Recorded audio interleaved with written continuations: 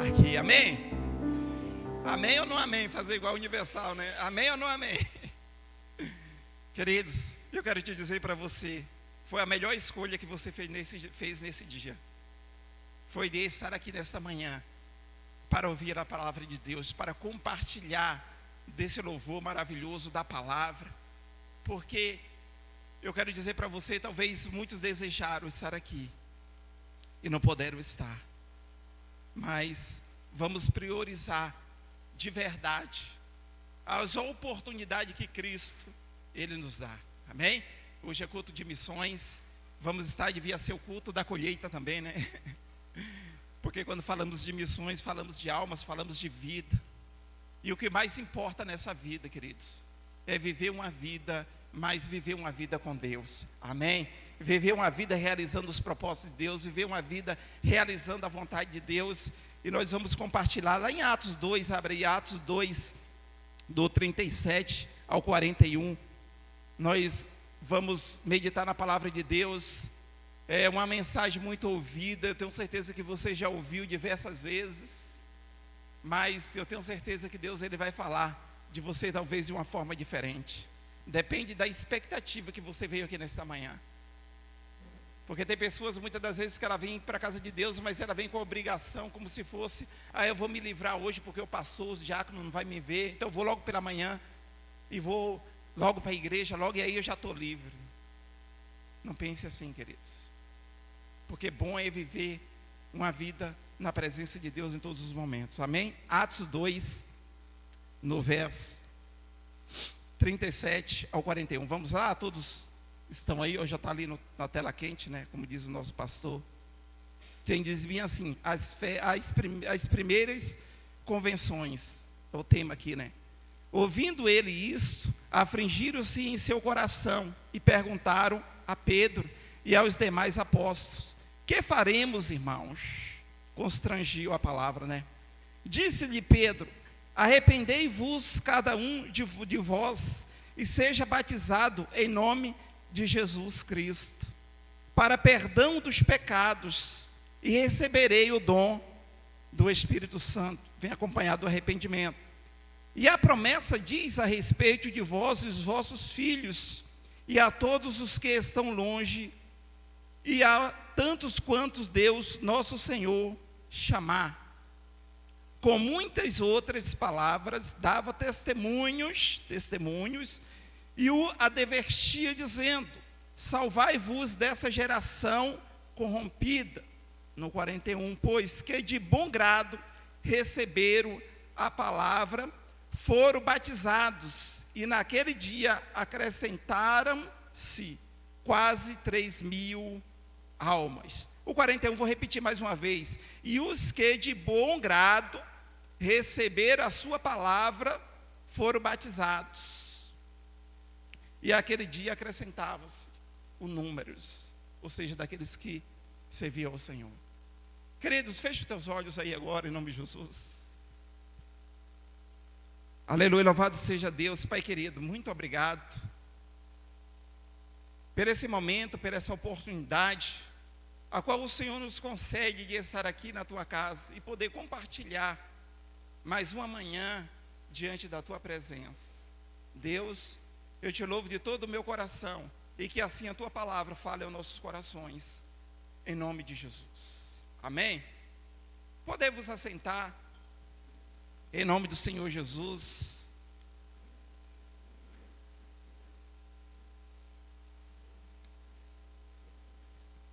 Queridos, quando nós lemos esse texto, passa um filme na nossa cabeça, do dia da nossa convenção, do dia que nós ouvimos a palavra, e ali eu me lembro que Deus falando tremendamente ao meu coração, eu não consegui me conter em lágrimas na igreja, porque da forma que o Espírito Santo de Deus estava usando aquele homem ali, pregando a palavra de Deus ali, transmitindo a mensagem de Cristo, do Evangelho, do verdadeiro Evangelho de Cristo, aquela que nos constrange, aquela palavra que confronta os nossos pecados e mostra para nós a nossa condição espiritual a qual nós estamos vivendo.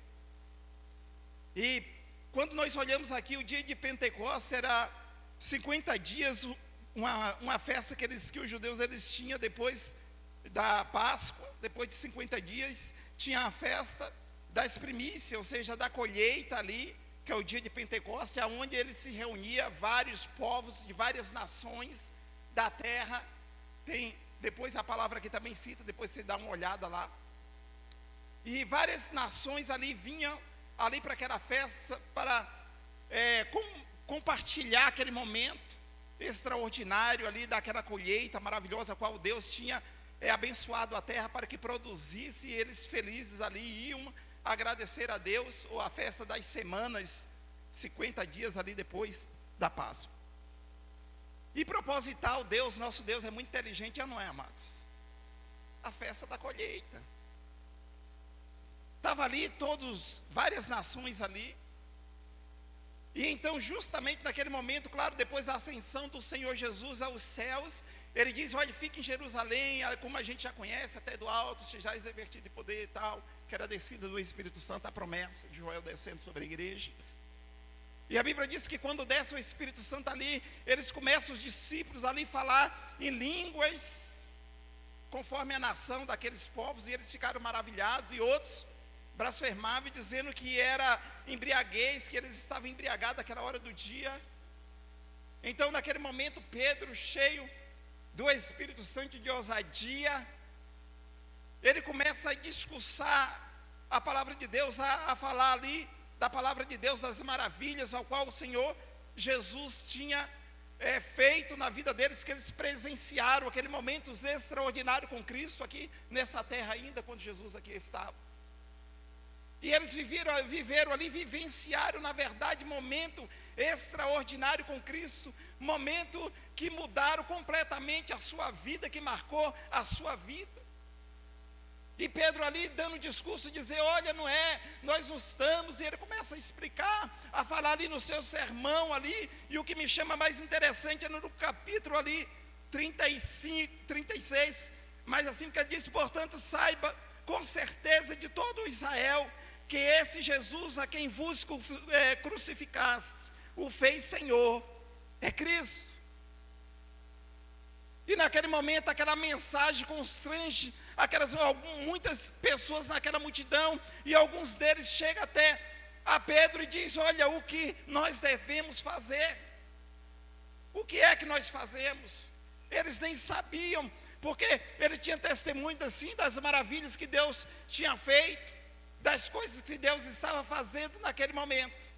Mas naquele momento, aqueles homens, em outras palavras, ele queria dizer: olha, eu reconheço que eu estou errado, mas eu quero fazer a vontade de Deus.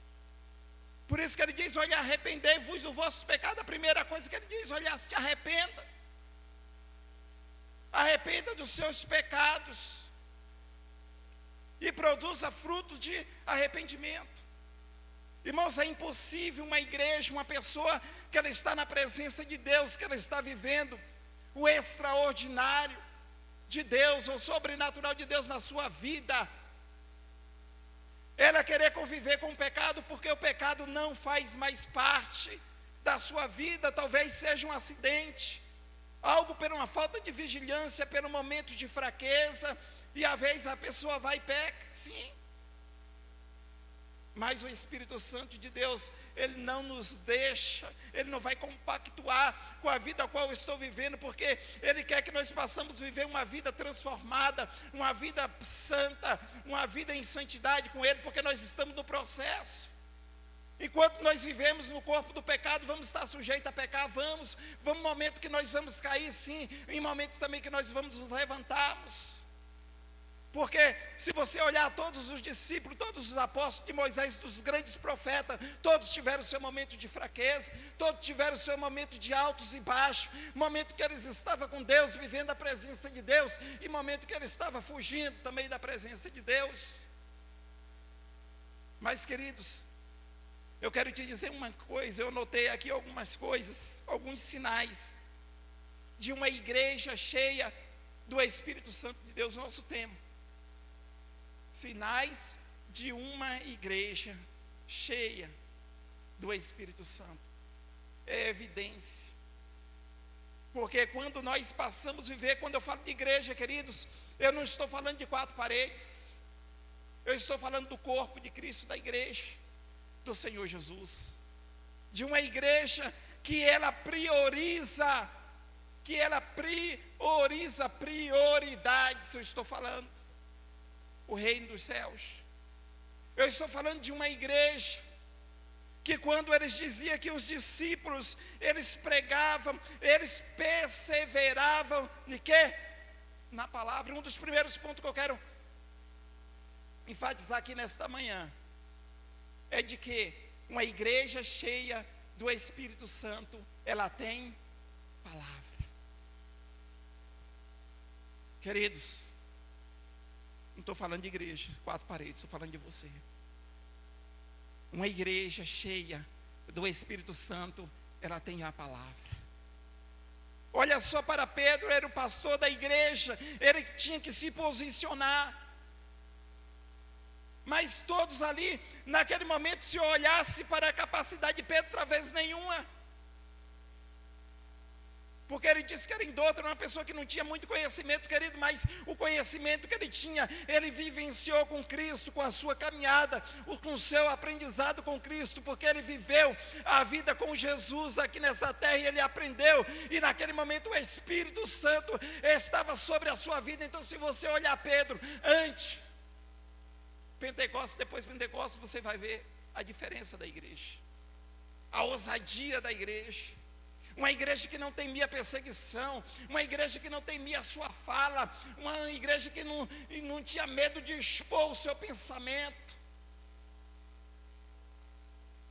Mas nós precisamos, queridos, temos a palavra de Deus em todo o tempo, nós precisamos disso. A igreja que ela é cheia do Espírito Santo, ela não consegue viver sem a palavra, sem transmitir a palavra de Deus, sem pregar, sem anunciar o Evangelho de Cristo.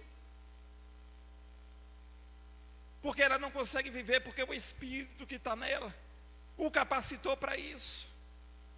O Espírito Santo, ele disse, olha, ele veio para nos capacitar, para nos preparar com os dons, porque quando o Espírito desceu, ele trouxe dons espirituais e ministeriais e repartiu com a sua igreja, para que assim nós pudéssemos ser útil na obra de Deus, conforme o nosso chamado. Mas eu quero te dizer para cada um de vocês nessa manhã, que vocês foram chamados por Cristo para para que venha transmitir a mensagem do reino dos céus. Você foi chamado por Cristo, queridos, para ser um arauto do Senhor, para ser um pregador, para anunciar a palavra de Deus. Esses dias, queridos, eu fiquei maravilhado, porque aí na Petrobras, a vida nossa na hora do almoço é evangelizar. Sentou na minha mesa, eu estou conversando, me deu uma brechinha, eu estou falando de Jesus. E um jovem que eu trouxe ele aqui na igreja, ele estava passando um momento muito difícil essa semana, agora está tendo a parada de volta, está vindo gente tudo de volta. E ele chegou todo feliz, batendo nas minhas costas, assim feliz, e eu sem entender nada, olhei para ele também, nem reconhecia mais o tempo, 2 anos. Porque a gente... Aí eu conheço muita gente, às vezes a pessoa vem falar comigo, mas seu Patrício, como é que você está? Tudo bem? Eu estou ótimo, e você como é que vai? Tudo bem, e parece que a gente se viu ontem. Mas aí eu olhando para ele assim, sem entender, aí ele falou, você não lê, ele percebeu, até eu acho que eu constrangi ele um pouquinho, porque na cabeça da pessoa, né, você orou por ele, fez, eu acho que tem aquela lembrança ainda, mas muita gente, que a gente não consegue lembrar de tudo. E ele falou, você lembra daquela oração? Nunca me esqueci da sua oração que você fez por mim. Naquele dia, as palavras que você me disse eram as palavras que eu precisava ouvir. E hoje eu estou servindo a Deus na Assembleia de Deus, tenho 2 anos, estou no culto de oração, mas aquela sua palavra, porque eu falei, minha não, de Cristo. E aí eu falei para ele, assim, um planta, outro rega, outro cuida. Mas nem sabia por onde estava, mas é assim, queridos, o seu trabalho aqui não é em vão, aprenda no seu coração isso, coloque como prioridade, como priorizar, não que a igreja ela está na visão certa. Eu vou para a igreja, eu vou adorar, eu vou buscar Deus, eu vou ler a palavra, eu vou compartilhar, sim, beleza, está na visão. Mas talvez a prioridade está errada, porque muitas das vezes estamos priorizando só o que eu quero, só o que eu acho que é bom para mim. Às vezes eu estou priorizando só o meu trabalho, eu estou priorizando meus filhos, eu estou priorizando a minha casa, eu estou priorizando a minha família, não que isso seja pecado. Mas talvez as prioridades estão erradas. A visão está certa, de igreja, mas as prioridades estão erradas.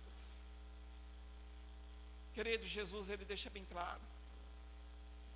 O mais importante, lá em Colossenses 3, ele diz: portanto, irmãos, buscais as coisas que são do alto, onde Cristo está à destra de Deus. Ele diz ainda: pensais nas coisas que são do alto, e não as que são aqui da terra. Porque você já está morto do batismo. Morremos para este mundo, falar no linguajar popular, e passamos a viver com Cristo. Agora a nossa vida, a nossa esperança está de um dia estar com Cristo novamente, viver uma presença extraordinária com Cristo. Mas para isso nós temos que mortificar a nossa natureza humana, a qual está sobre essa terra, que é onde nós fazemos a nossa escolha, que é onde nós priorizamos em primeiro as coisas que nos interessam, que é do nosso interesse.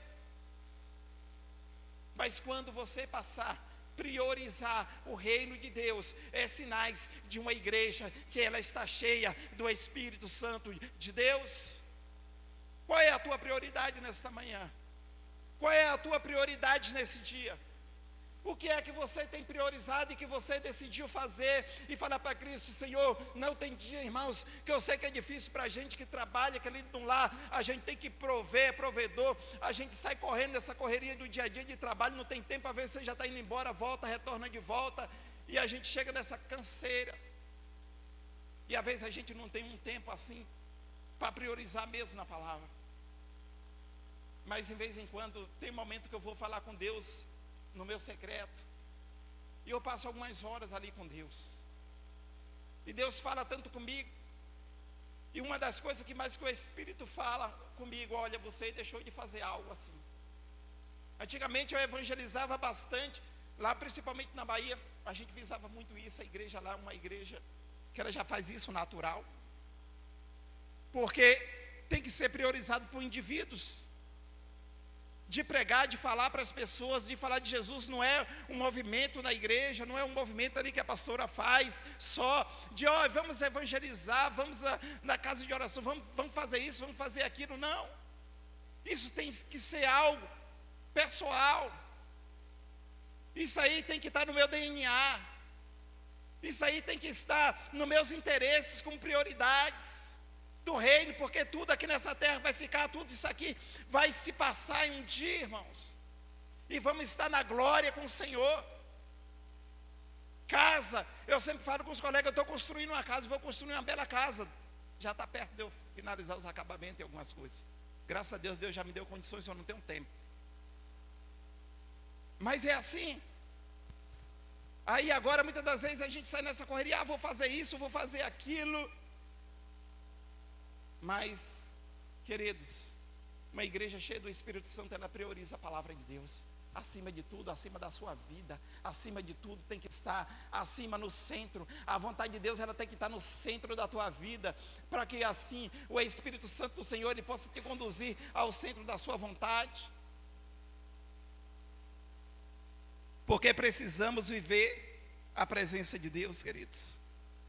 Segundo passo, nós falamos das palavras. Agora eu quero falar de uma coisa muito importante, igreja, que é a comunhão da igreja. Isso aí a gente já pode ver aqui, né? Esses dias aí eu fiquei muito feliz, a gente chovendo, naquela chuvarada, na quinta-feira, e a gente falando bem assim: olha, já havia falando, vamos fazer um churrasquinho de confraternização assim com os homens, já que está voltando às células. E eu fiquei, confesso, eu fiquei um pouco preocupado, e antes disso eu orei. É importante você orar a Deus. E falei: Senhor, envia aqueles homens tudo lá, não deixa um, constrange, para que eles estejam lá, em nome de Jesus, para que eles estejam compartilhando. Irmãos, teve momentos que nós fizemos com mais tempo, com mais coisas, talvez não foi tão bom como foi nessa quinta-feira passada. Muito massa. Até as mulheres participaram, jovem, criança, comeram carne, tomaram guaraná e foram embora felizes da vida, cheios. Sabe por quê? Quando a igreja ela tem a unidade, ela é cheia do Espírito Santo de Deus, as coisas eram comum. Deus faz um milagre até no bolso, né? Que eles viviam o socialismo, né? Que eles pregam aí. Não esse socialismo corrompido, porque ele não era socialista. Mas era porque cada indivíduo, ele tinha a sua responsabilidade no reino. E eles entenderam o propósito. E quando você entende o propósito, não há barreira, não há obstáculo, não há dificuldade que você não possa fazer. Tem um meme aí, não sei quem foi que falou uma vez aí, né? Se o bom samaritano, ou seja, o que tornou ele bom foi a sua atitude, foi a sua, né, de fazer o bem ao próximo. Mas ela falou bem assim, se fosse no tempo do socialismo do governo, e ele chegasse, ele ia chamar a secretária ali do governo e dizer, olha, toma aí, vai cuidar dele aí, vai ter que zelar dele, vai ter que botar ali num hotelzinho ali, numa estrebaria ali, cuidar dele, zelar, cuidar da sua ferida. Ia transferir, né, a responsabilidade. Aí eles disse o meme lá, né, se fosse assim, eles iam fazer isso, mas como ele não era, né, então ele tomou para si a responsabilidade e cuidou, e zelou, e ainda pagou um outro servo para que cuidasse dele, para quando ele voltasse ele pagava o restante. Comprometimento com os irmãos. Sabe, amados, às vezes nós tem um irmãozinho que está passando uma luta, está passando uma dificuldade, às vezes está passando um problema financeiro, uma dificuldade financeira, e às vezes a gente passa de camarote bem tranquilo, bem sossegado, porque eu estou bem. Quando nós estamos bem, dificilmente nós olhamos para o próximo. Quando nós estamos bem, dificilmente você tem a mente focada ali para os outros. Mas quando você está vivendo aquilo que aquela pessoa está vivendo, um momento de dificuldade, você lembra, poxa, tanta coisa quando eu poderia fazer e não fiz. Talvez uma oração. Talvez apresentar o nome dessa pessoa a Deus e orar por ela e fazer alguma coisa por ela e ajudar. Olha, a igreja, todos era comum, era normal, eles vendiam suas propriedades, vinham e colocavam diante dos pés dos apóstolos. Então eles não tinham nada que era seu, era comum. Ali entre eles e havia maravilhas e sinais e adições aconteciam no meio do povo, e Deus acrescentava o número daqueles que serviam ao Senhor.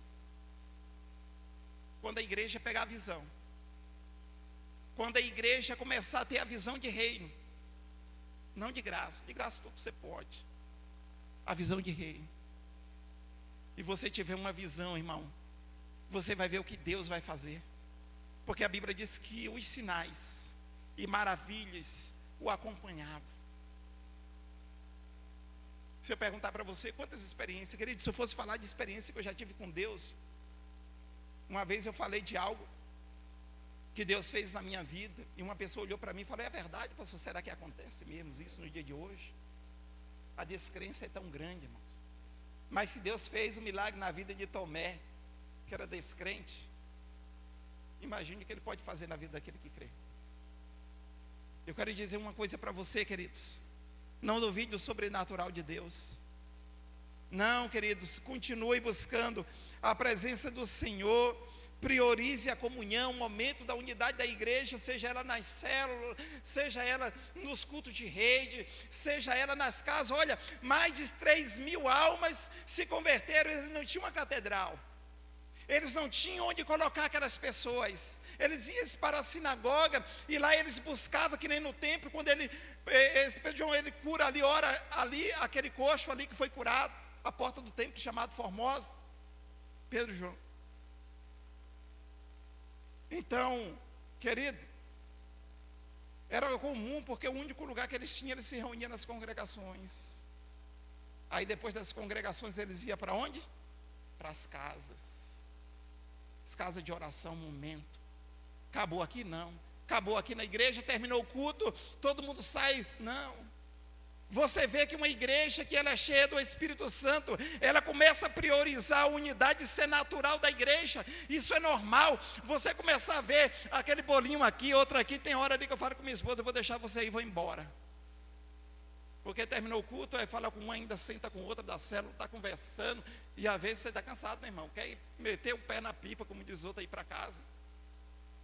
E aí você tem que ficar aguardando, mas isso é unidade, porque é prazeroso fazer isso, é prazeroso estar na casa de Deus. Quando a igreja ela começar a viver a plenitude do Espírito Santo, ela vai ver que estar na igreja não é um peso, que ser líder de célula não é um peso, que ser um anfitrião não é um peso. Apesar de ser responsabilidade, responsabilidade pesa, ser um peso.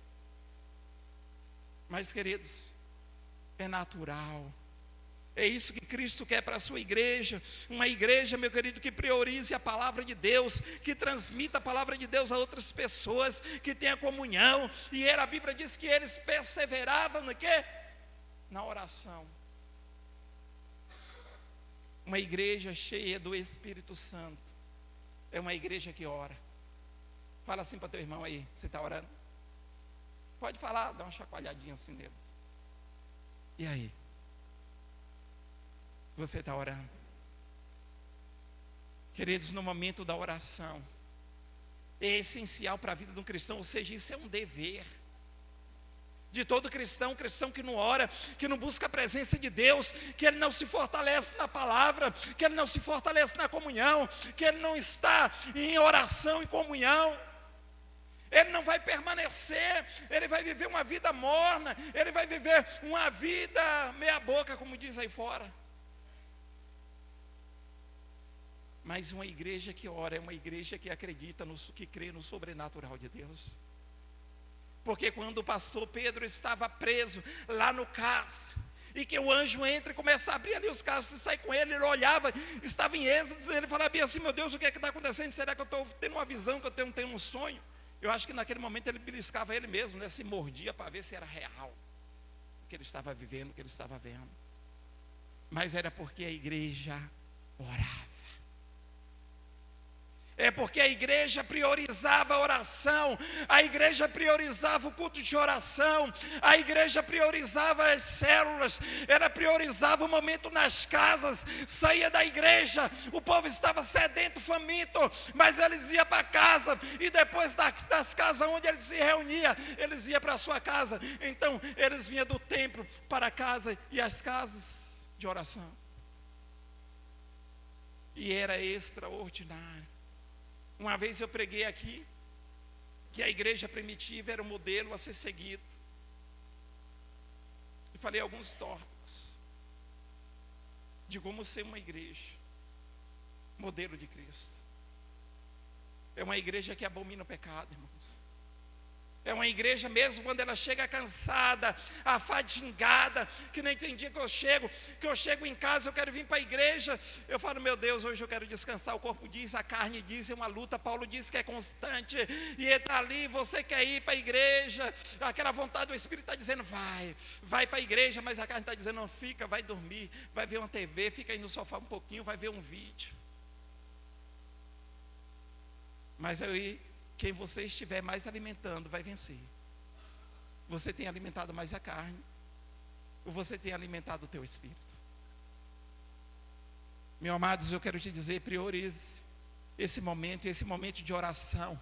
É o momento que você fala com Deus, é o momento que Deus ele te renova, é o momento que Deus faz algo extraordinário na sua vida, é o momento que Deus te usa para você fazer algo extraordinário. Uma certa vez eu estava na Bahia, no culto de oração, 5 horas, 5:30 da manhã. Todos os diáconos, tinha mais de quase uns 30 diáconos, por aí, ou menos, não lembro muito o número, mas tinha bastante. Porque lá na igreja antigamente era assim, se você faltou o culto ou a oração, que era o pastor determinado, quando você chegava, você vinha de farda. Aí ele falava bem assim, beleza, vocês vieram, não vieram por quê? Ah, não avisou, tal, beleza, então vocês vão para o quarto de oração. Aí ficava intercedendo o culto inteiro, eu amava, tinha dia que eu falava bem assim, eu vou para o culto de oração. Eu já sei, porque quando chega lá ele vai dizer, vou para o culto de oração, intercessão. Então ótimo, precisava orar mesmo. Então é assim, queridos, mas era no momento ali que você orava, que Deus fazia as maravilhas. Quando foi um dia de manhã, 6 horas do matutino ali, estava aqueles diáconos fora ali, porque o pastor auxiliar não veio para abrir a igreja para a gente entrar. Aí estava todo mundo murmurando.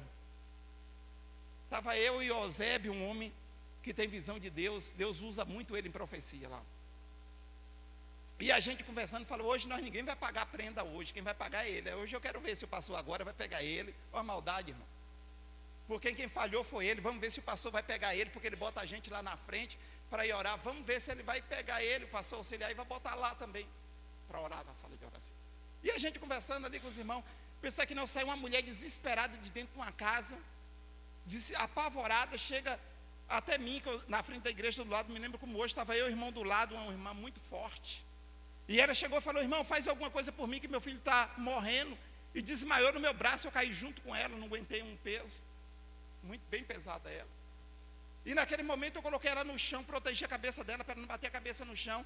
E saí desesperado, procurando um carro, imagine, 6 horas da manhã, por aí mais ou menos, para você achar um carro para dar socorro. Uma pessoa que está com o filho morrendo. E naquele momento eu já ia correndo para ir numa porta e eu travei. Deus falou comigo intimamente no meu coração, falou, volta e ora.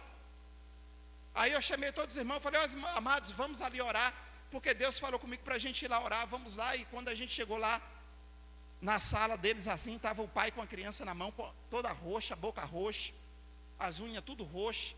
Eu não tinha experiência para saber se ela estava respirando ou não. Eu sei que ela estava praticamente morta. E naquele momento todo mundo apavorado, a avó apavorada, os pessoal daquela casa apavorado. E a gente fez uma roda assim, irmão, de diácono assim no meio, e o pai no meio com aquela criança, e a gente clamando. Passamos ali uns minutos ali orando, e nada acontecia. E naquele momento eu comecei a questionar a Deus. Eu falei, Deus, eu não tenho poder para curar a vida dessa pessoa. Se eu tivesse o poder de, eu faria agora. Mas o poder não está no Senhor. A autoridade, eu sei que a gente tem autoridade que o Senhor fala, mas se o Senhor não permitir, nada vai acontecer. O que é que eu faço? Me diga, me fale alguma coisa. E naquele momento Deus falou comigo, olha, pega o Espírito Santo, pega ele, coloca nas tuas mãos e sopra o fôlego de vida e profetiza o fôlego de vida sobre a vida dele. Eu peguei aquela criança e soprei e falei, eu chamei o nome daquela pessoa, fiz a mesma coisa que o profeta fez lá, né?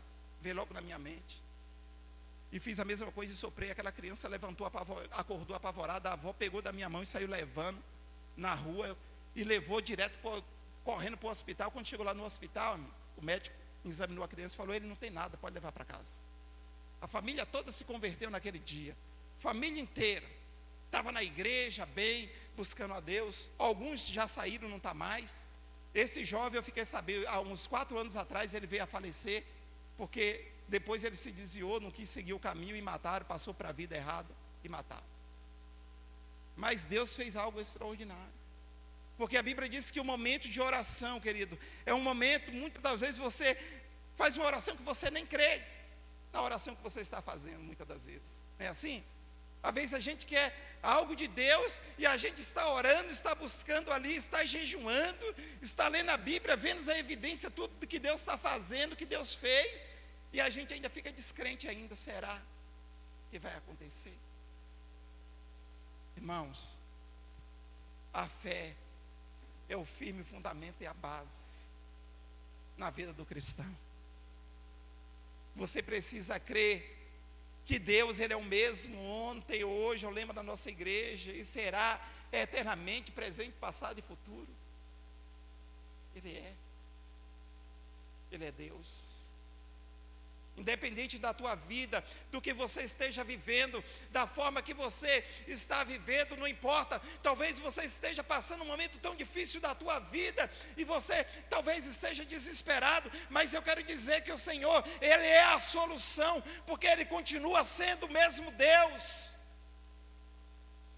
Ele se fez homem, veio aqui nessa terra, encarnou. Encarnação não é espiritismo. Mas Ele encarnou como homem, Jesus homem, e veio vivenciar aqui nessa terra todas as angústias que um homem poderia passar, todos os momentos mais difíceis, porque a Bíblia fala que em tudo Ele foi provado, mas a palavra diz que em nada Ele pecou. Ele foi 100% homem, 100% Deus. Ele viveu com a natureza divina aqui nessa terra, sem se corromper com o pecado. Momento sim, ainda que ele se irasse, mas ele não pecou. Pelo zelo da palavra, como diz a profecia, que o zelo da palavra pela obra de Deus, pelo tempo, pela casa, o consumia. Mas em todo o tempo, querido, ele estava pronto a obedecer a Deus e executar a vontade de Deus, mesmo sendo Deus.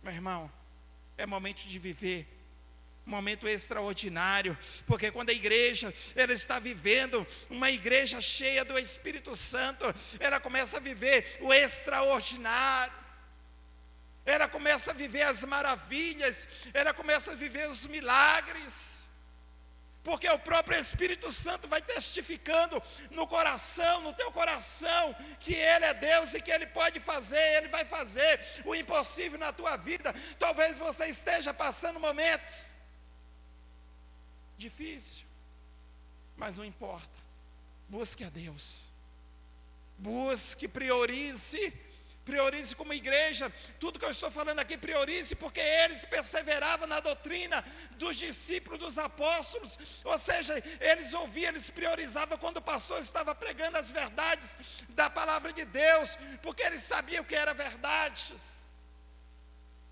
e eles obedeciam, e por isso as maravilhas aconteciam. Simples assim. Nós colocamos tantas dificuldades, nós colocamos muitas barreiras, muitas das vezes, passamos por uma lutinha, por um problema, já desesperamos, já chutamos o balde, como diz o mundo aí. Eu vou deixar o ministério, eu vou sair, para mim não dá mais, é muita luta, é muita, fazer igual isso lá do Arte, lá, é muita luta. Irmãos, luta está passando nossos irmãos lá fora, que o sinal, quando eles levantam a mão para Cristo e passam a servir a Cristo, está dizendo, olha, a tua sentença de morte está batida, qualquer momento vai chegar. Servir a Cristo é isso, irmão. É isso aí. É ser perseguido, e ele diz ainda, olha, alegrai quando vós seja perseguido pela minha palavra. Mas não é ser perseguido por causa que você causou a situação, não é isso que ele está falando.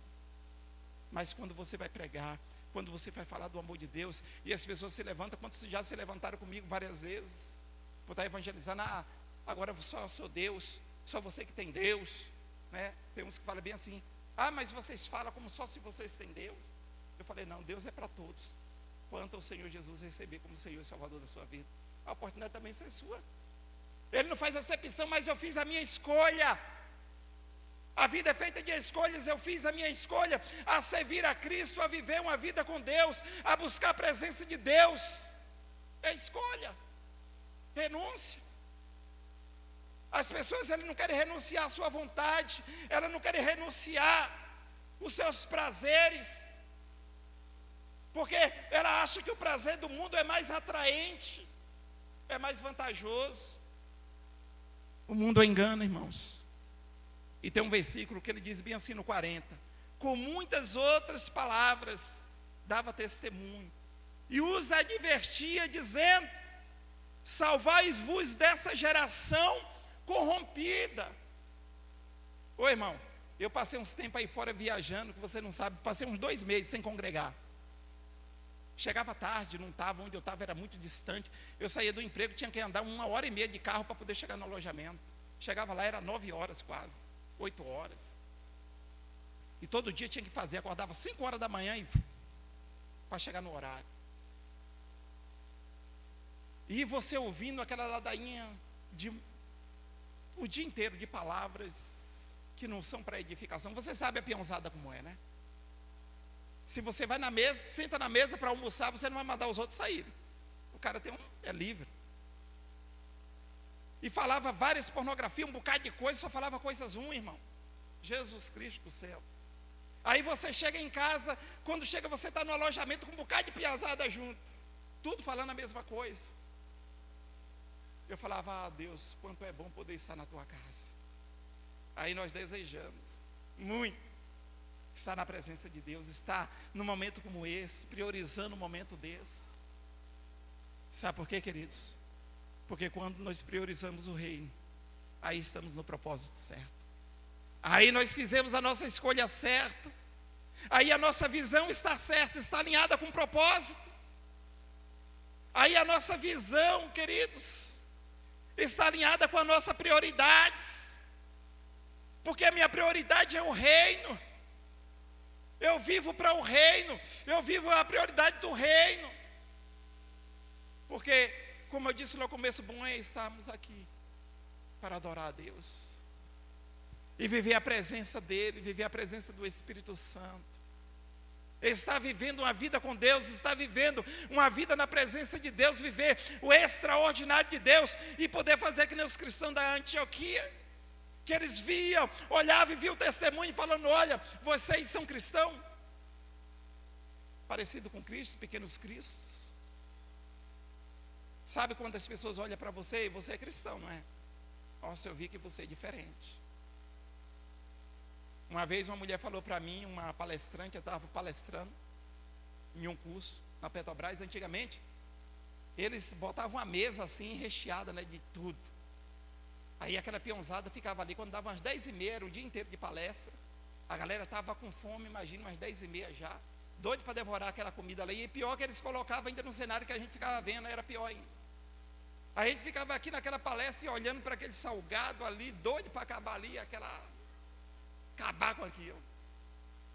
E aí, amados, quando fala bem assim, vamos dar uma pausa para vocês fazerem um lanche de 15 minutos, que é sempre assim. E retornamos de volta para o curso. Gente, eu nunca vi uma coisa daquela. Pião passava por cima de cadeira aí, e devorava, um pegava a mão cheia e o outro. E na hora eu ia, eu estava com vontade mesmo de comer também. Aí eu parei. O Espírito Santo não deixa a gente fazer algumas bobagens não, irmão. E parei. Aí o Senhor, Deus falou: senta um pouquinho e tal. Sentei. E deixei aquela piazada comeram. E a palestrante estava bem do lado, só olhando o cenário. Depois que eles comeram tudo, que liberou a mesa ali, que um saíram, o outro estava mais tranquilo, aí eu fui. Peguei um copinho de refrigerante, escolhi ali, botei um biscoitinho, peguei, me assentei no canto e comi. Aí ela, sabe o que foi que ela fez? Saiu de lá, veio até onde eu estava. Olha a forma que Deus fala. Eu já ia na muvuca também, irmão. E aí ela veio até a mim e falou bem assim: você é cristão, é? Você é de que igreja? Eu falei: sou da Quadrangular. Mas servimos a Cristo independente de placa, né? Ela é verdade. Você vê a diferença, né? Eu olhei para ela assim e falei: Gente, sabe, o último tópico, já finalizando a mensagem, que a igreja cheia do Espírito Santo de Deus ela tem, é testemunho. Ela testemunha a Cristo aonde ela chega. As pessoas olham e vê que é notável. Eles olham e vê bem assim: poxa, eu quero ser daquele jeito um dia. Olha que nesse jovem, ele chegou para mim todo entusiasmado: olha, irmão, lembra das palavras que você falou para mim e daquela oração que você fez por mim? Olha, mudou a minha vida. O Espírito Santo constrangiu a vida dele, ele não conseguiu mais ficar em paz, porque ainda ele não era cristão. Eu falei bem assim: olha, é Cristo, Ele tem um propósito na tua vida, mas você tem que renunciar. Eu só me lembro de algumas coisas, eu não me lembro totalmente de tudo, depois que ele começou a conversar comigo. E aí, ele falou: não, irmão, eu me entreguei a Cristo, agora eu estou servindo a Deus, mas me converti de verdade, irmãos. Pela visão dele, você via a transformação na vida. Você olha para o cristão, você vê logo a transformação. E ele falou: agora eu sou menino, não sei o que lá de culto de oração. Eu queria, nossa, que bom, irmãos. Que Deus te abençoe e continue nessa fé, até Jesus voltar. Meu irmão, mas eu quero te dizer que o testemunho, ele é essencial numa sociedade ao qual nós vivimos corrompida. Se salve. Pedro disse para aqueles homens: se salve deste mundo, se salve dos prazeres deste mundo, se salve da vontade deste mundo, porque elas vão levar vocês para o inferno. Não falou assim, mas em outras palavras, estou acrescentando aqui. Ei, é tempo de buscar o Senhor. Amém? Se coloque de pé, em nome de Jesus.